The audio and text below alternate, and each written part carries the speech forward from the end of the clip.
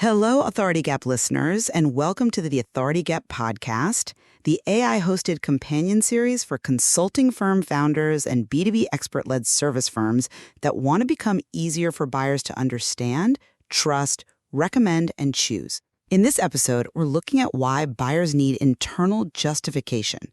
And here's the question. What if a buyer likes your firm, believes you can help, and still cannot make the choice explainable, defensible, and approvable internally? So welcome to the debate. I mean, imagine you're staring at your inbox, right? We've all been there. Yeah, exactly. The client looked you in the eye on Friday afternoon and said, this is exactly what we need. You totally get it. You send over the proposal feeling like it's an absolute done deal. And then it is now 3 weeks later. Total silence. Just crickets. Crickets. Where did the deal go? So today we are tackling a central disagreement in B2B consulting. When a deal stalls out after a phenomenal initial conversation, whose fault is it? Now, I argue this from the conventional sales perspective. If the buyer is genuinely interested and your proposal is strong, the deal should close. Right. Any stall is, frankly, fundamentally a failure of sales execution, urgency building, or follow-up on the consultant's part. Well, and I am arguing from the perspective of our source material, the book, The Authority Gap.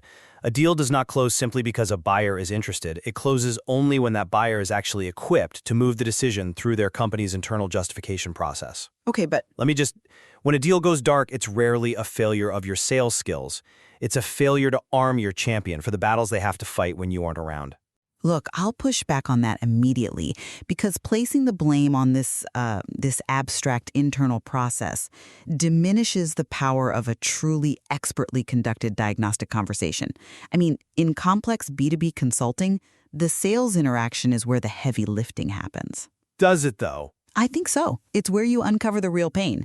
If you accurately diagnose the buyer's problem during discovery and you present a compelling return on investment and they explicitly say, we need this, well, that opportunity should advance. Right, in an ideal world. But that is the engine of the entire business. If it loses momentum after that point, it means the consulting firm, they failed to create enough urgency in the room, perhaps the follow-up was passive, or, you didn't ask the hard closing questions. Good consulting sales is about driving alignment and securing commitment right then and there. Okay, but if the buyer stalls, it is because we didn't give them a reason to act right now. But you're assuming that interest and internal justification are the exact same thing, and they simply are not. How so? Well, the reality of modern B2B buying is that the person you are speaking to on that Friday afternoon Zoom call is almost never choosing alone. Sure. The actual decision does not happen while you are, controlling the narrative across the boardroom table. The real decision happens in the hidden meeting after the meeting. Let me stop you right there. If the real decision is happening in a hidden meeting and your champion can't sell it internally, then you failed at stakeholder mapping. Oh, come on. No, seriously, you shouldn't be relying on them to be your translator. You should have demanded to be in that finance meeting yourself. A good salesperson doesn't let their champion go rogue. They ask, who else needs to sign off on this, and when can we all get on a call? That sounds great in a sales training seminar, but it completely ignores the reality of corporate matrix environments today. You can't just hack your way into a procurement review. You can ask. You can ask, but you can't demand a seat at the CFO's budget allocation meeting. Buyers actively protect their internal processes. They act as gatekeepers because they literally have to. Think about what the buyer has to do. Okay. Even if they are completely persuaded, right? Even if they absolutely love your framework and believe you can solve their supply chain issues or their IT bottlenecks, they still have to attach their own professional reputation to the choice. That's true. It's a risk for them. A massive risk. If they cannot seamlessly translate your value to their leadership team, to a skeptical finance director, or to a hostile procurement officer, the decision becomes far too risky for them to carry. And so, the deal doesn't die of a loud rejection where they tell you no. Right, it just fades. Exactly. It dies of silence. I get that. But I still lean heavily on the consultant being like a specialist physician here. Okay, let's hear it. If you go to a specialist with a highly complex ailment, and their diagnosis is incredibly precise, like they identify exactly what's causing the pain, and the prescribed treatment is clearly effective, you take the medicine. Mm-hmm. The patient doesn't stall. If the patient doesn't take the medicine, it's because the physician failed to make the consequences of inaction clear. So in consulting, if the buyer doesn't take the medicine, the consultant failed to make the diagnosis sting enough. The physician analogy is a good one, but you're missing the context of the corporate environment. The patient you are treating in B2B consulting isn't one person. Well, no, of course not. Right, it is a complex organization. So imagine if a patient went to your specialist physician, got the diagnosis, completely agreed with the surgery, but then had to go home and convince a committee of 5 other people. A committee. Yeah, 5 people who are not in pain, who did not meet the doctor, and who share a single bank account, that they need to fund this expensive surgery immediately. That is the buyer's burden. I see where you're going with this. The buyer isn't just making a private preference. They are making a highly political and practical recommendation to people whose literal mandate is to say no to new expenses. But wait, that is exactly what the proposal document is for. Oh, the proposal. Yes, the proposal is the portable version of the consultant. If we write a comprehensive, 40-page masterclass of a proposal that clearly outlines the deliverables, the methodology, and a highly detailed, mathematically sound ROI, that bridges the gap. You think they're reading 40 pages? You mentioned the CFO and procurement. These are highly analytical professionals. They live in spreadsheets. If the math in the proposal works and the deliverables are directly mapped to their strategic corporate goals, why does the deal stall? A strong proposal should give them all the ammunition they need for that internal committee. It should, in theory. But in practice, you are assuming the finance and procurement teams are actually reading your 40-page proposal through the same lens of enthusiasm as your champion? Well, they should be reading the executive summary at least. They aren't. Let's look at the psychology of the procurement and finance filter. They do not view your consulting firm as a magical solution to a problem. They view you through the lens of strategic risk, cost, and operational friction. Right, cost control. Exactly. When your champion takes that dense proposal to the finance committee, the CFO isn't reading your beautiful methodology section. They flip straight to the pricing table and ask 3 questions. Why this firm? Why do we have to do this right now? And why can't our internal team just do it? Because their entire job is risk mitigation. I get that. But if the champion is armed with our detailed ROI calculations, they should be able to answer those questions. But think about the mechanism of how information actually travels in an organization. Think of your initial 60-minute diagnostic call as a high-definition movie. Okay. You had nuance, tone, expertise, perfect timing. When the buyer tries to summarize that call to their boss or to procurement, they are essentially compressing that high-definition movie into a blurry, pixelated thumbnail. A thumbnail. Sent via a quick Slack message or a rushed 5-minute hallway conversation, the nuance is destroyed. If your firm's expertise is hard to explain without that 60 minutes of context, your buyer is suddenly forced to become your firm's translator, chief strategist, and defender. That's a heavy lift. It's massive. They have to assemble the logic and fight off objections from a procurement team that is actively looking for vendor onboarding friction or demanding they use a default RFP process. Most buyers will simply not take on that heavy burden. It requires way too much of their own political capital. So they just ghost you? Right. So they delay the project entirely, or they default to a safer, more familiar competitor whose value proposition the CFO already understands. That compression metaphor actually highlights my exact concern. How so? Well, if our methodology is highly technical, let's say we do complex supply chain digital twin simulations, how is a champion supposed to translate that accurately to a CFO without destroying the nuance? That's the challenge. Right. If the real decision is happening in this hidden meeting, aren't we asking the impossible of our buyers?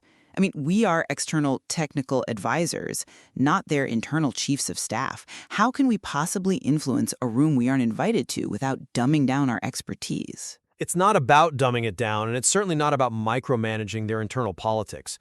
It is about equipping the buyer with what the source material calls portable authority. Portable authority. Yes. You are not trying to sneak into the hidden meeting. You are trying to ensure your value survives the trip into that meeting intact. This is where we anchor into the internal justification model, which is a specific 3-part framework: explainable, defensible, and approvable. Okay, let's test that framework because this is where the rubber meets the road. Let's stick with my example of the highly technical supply chain consultancy. Sure. How do they make themselves explainable to a non-technical committee without losing their premium positioning? Well, explainability is rooted entirely in clarity.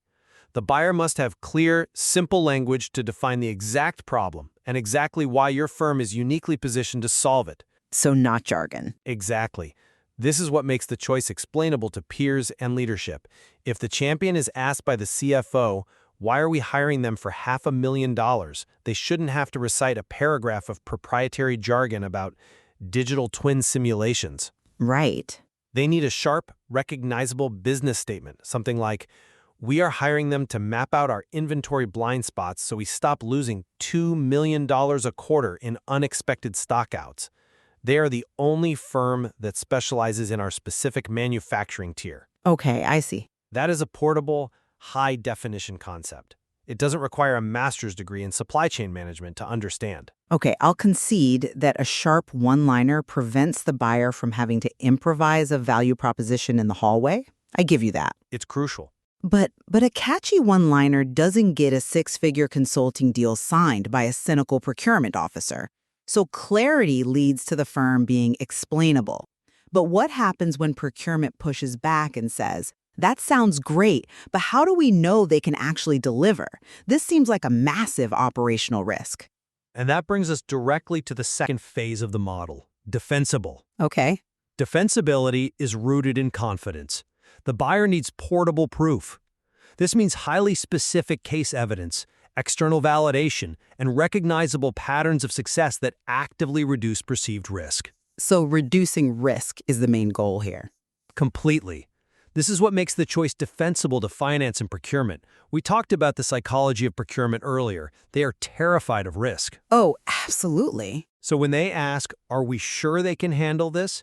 Your champion cannot say, well, the consultant sounded really smart on the Zoom call and their methodology looks cool. No, that won't fly. They need to be armed with something tangible. They need to slide a document across the desk and say they solved this exact blind spot for 3 other mid-market electronics manufacturers last year, delivering a 15% inventory optimization within 6 months. Here is the documented case evidence. That specific type of proof bypasses the psychological defense mechanism of the procurement officer.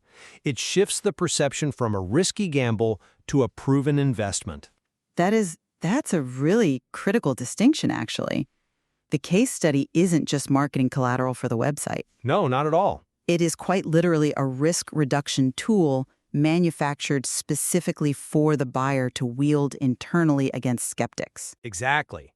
You are manufacturing armor for your champion. Okay, but even if the choice is explainable and defensible, we still run into the most common killer of consulting deals, which is the timeline push. Ah, yes. The inevitable delay. Right. The committee looks at the pristine, defensible proposal and says, this is great work. Let's definitely do this. Next quarter or next year. Right. If the deal stalls because of a timeline shift, I still argue that is a failure of the salesperson to build urgency during the diagnostic phase. But urgency in the room is a feeling. Urgency in the boardroom is a business case. A business case. And that is the final piece of the model, approvable, which is rooted in decision support. The buyer needs a justified timeline and reasonable next steps. This is what makes the overall business decision approvable by leadership. So it forces the issue. Yes, it answers the critical question, why must we do this right now? If the consulting firm hasn't explicitly equipped the buyer to explain the hard cost of an action, leadership will always push the initiative. It's simply the easiest way to manage cash flow. So how does decision support actually work in practice? Are we just giving them an ROI calculator? I mean, an ROI calculator shows potential gain. Decision support often requires showing the bleeding. Showing the bleeding. Yes. It's equipping the buyer to say, if we push this to Q3, based on our current stockout rate, we will bleed another $4 million in unfulfilled orders and we will miss the holiday ramp-up window. Wow, okay. It's giving them the exact logical timeline and business rationale that turns a nice-to-have eventually into a must-do immediately. It removes the friction of figuring out how to start. Well, I see the structure here: explainable through clarity, defensible through confidence, approvable through decision support. I mean, it's a solid framework. It is. But I still maintain that without a masterful, deeply psychological sales conversation to build that initial urgency and uncover the pain, there is absolutely nothing to justify in the first place. Well, sure. You cannot bypass the fundamental skills of active listening, sharp diagnostic questioning, and commanding presence. If you don't create the heat in the room, the buyer has no desire to fight for you internally. I don't disagree that the conversation creates the initial spark, but you have to acknowledge the reality of the organizational friction. A great sales conversation creates alignment, but authority creates the road for that alignment to travel on. That makes sense. When that road is missing, you see all the classic symptoms of a stalled deal that founders agonize over. The polite emails saying, "We are still reviewing with the team." Ugh, the worst. Or the sudden introduction of 3 new technical stakeholders who start asking basic questions you thought you settled a month ago. Oh, yeah. The deals that just fade into the background. In B2B consulting, it is rarely because they found someone fundamentally better or smarter than you. No, usually not. It is almost always because the buyer looked at the massive internal mountain they had to climb to get you approved, realized they didn't have the right equipment to make the climb, and decided to just stay at base camp. I will concede this point.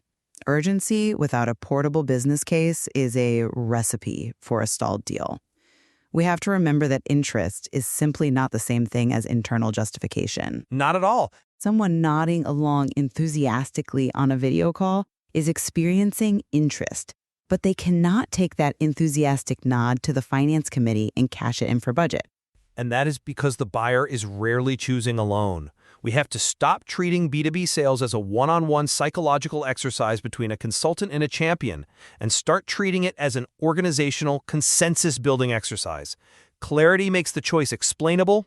If you speak in dense proprietary jargon, your buyer cannot explain you to their boss, and the HD movie gets compressed into a blurry mess. And confidence makes the choice defensible. We have to supply them with the portable proof, the highly specific case studies, the external validation that allows them to fend off the natural skepticism of procurement and finance teams who are, actively looking for reasons to reject the proposal. And finally, decision support makes the choice approvable, giving them the logical timeline, the cost of an action, and the business rationale that forces the issue today rather than next year.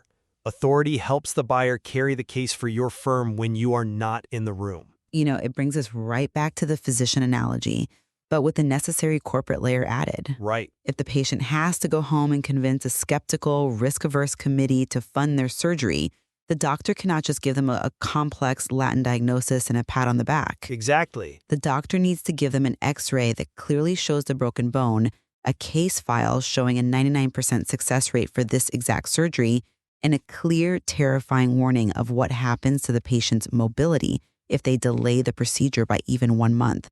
The doctor has to arm the patient for the debate at the committee table. That is a perfect encapsulation. Do not just persuade the buyer. Equip the buyer to make the choice explainable, defensible, and approvable when you are not in the room. If your deals sometimes stall after good conversations, the issue may be internal justification. Your buyer may not yet have what they need to make the choice explainable, defensible, and approvable. Take the Customer Authority Gap prescription quiz. It takes about 2 minutes, shows you where your authority gaps may be, and gives you the option to participate in a discussion group led by Derek Little, author of The Authority Gap. The Authority Gap is available on Amazon. To get the Authority Gap Reader Preview Kit, including the field guide and preview chapters, visit the book page at trailblazermastery.com. Thanks for listening, and we'll see you in the next episode.